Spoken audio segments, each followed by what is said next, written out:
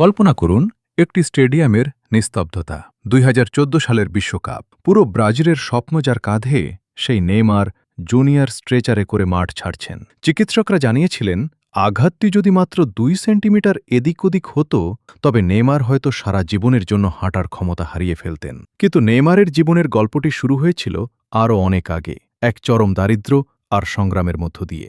ব্রাজিলের বস্তিতে বড় হওয়া সেই ছোট্ট ছেলেটির কাছে ফুটবল কেনার মতো টাকা ছিল না। অনেক সময় পুরনো কাপড়ের বল বানিয়েই তাকে রাস্তায় খেলতে হতো। দারিদ্র্য এমন ছিল যে বাড়িতে অনেক সময় একটি বৈদ্যুতিক বাতি জ্বালানোর সামর্থ্য ছিল না তাদের পরিবারের। কিন্তু অভাব নেইমারের ভেতরের জাদুকরী প্রতিভা দমাতে পারেনি। সান্তোসের হয়ে বিস্ময় জাগানো পারফরম্যান্সের পর তিনি পাড়ি জমান ইউরোপে। বার্সেলোনার হয়ে ৩টি বড় শিরোপা জয় থেকে শুরু করে ইউরোপের অন্য ক্লাবে নতুন ইতিহাস গড়া নেইমার নিজেকে নিয়ে গেছেন অনন্য উচ্চতায়। তিনি এখন ব্রাজিলের ইতিহাসের সর্বোচ্চ গোলদাতা।